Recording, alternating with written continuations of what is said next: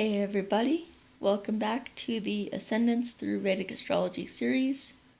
Today we are talking about Leo Ascendant in Vedic Astrology. So Leo Ascendant is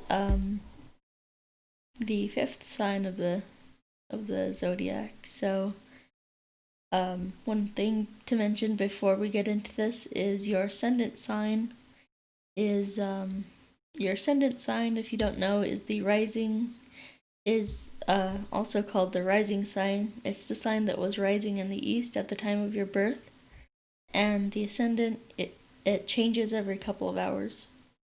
Whereas in Western astrology, the sun sign is basically your sign, and that changes every month. So in Vedic astrology, another term for the ascendant is called your lagna, which means that which has been screwed into place. That means that at the time of your birth, the positioning of the planets as they shine down on you basically mounts your individual personality, past life karma, your passions, your soul desire, your family life, your career, and all of that into place. So, if you'd like to get a Vedic astrology reading for me and discover your ascendant and where your constellations and planets are placed, then go to vincent.thunderwizard.com right here. And you can type that into your browser, or it'll be down in the description and in the comment section below. So yeah, let's talk about Leo Ascendant. So Leo Ascendant is Leo Ascendants tend to be very proud and confident people. But they can also be quiet as well. It just depends. They'll have like a quiet confidence about them.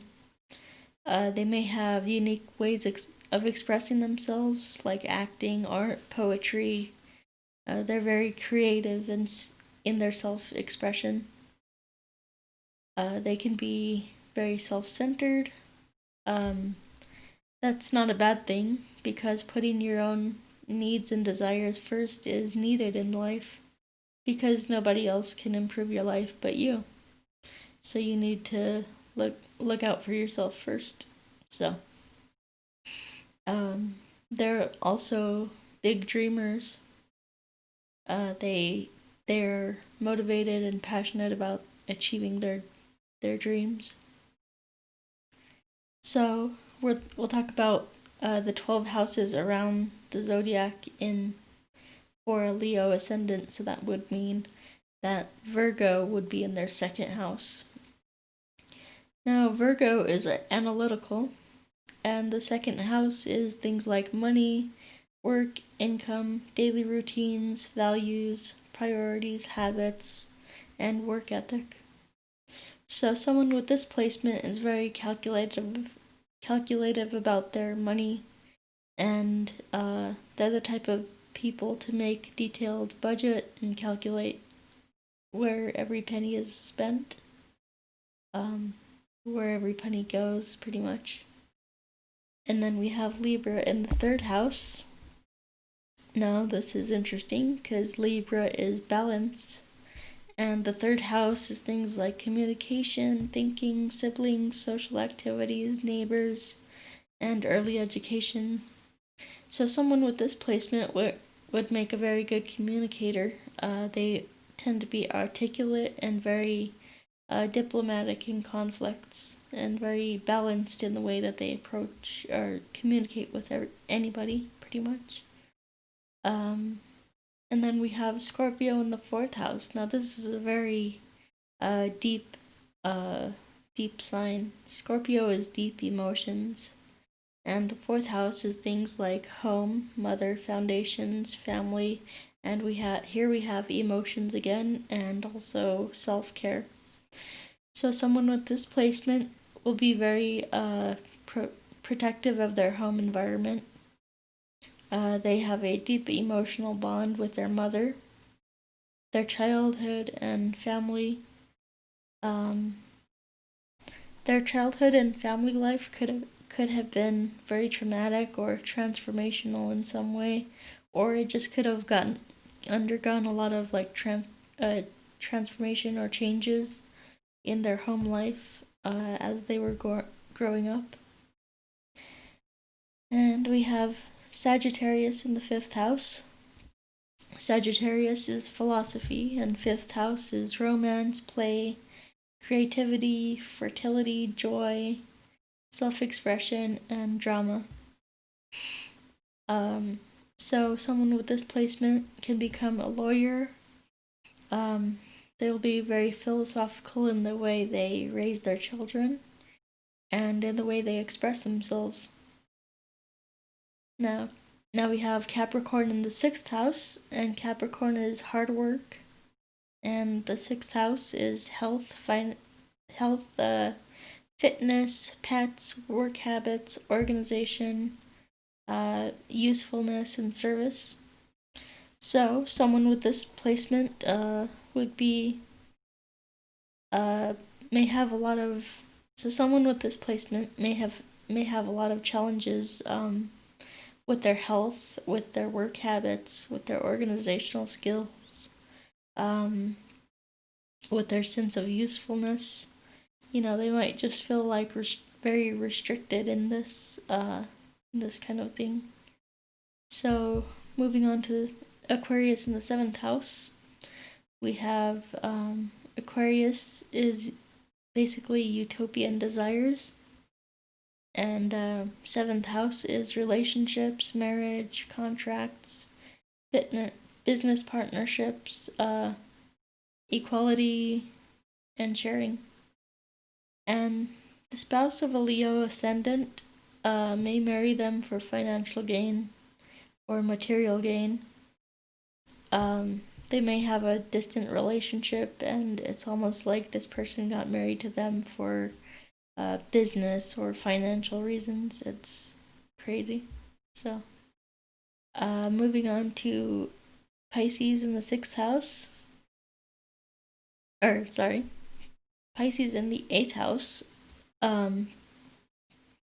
Pisces in the 8th house, we have Pisces is spirituality and things like that.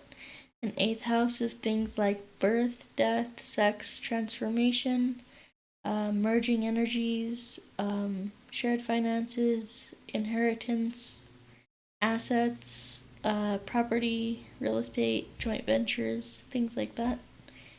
And someone with this placement will make a great psychic, astrologer, tarot reader, shaman, or even occultist, because the sign of things like spirituality is in the house of transformation. So you have that Pisces energy with that Scorpio energy.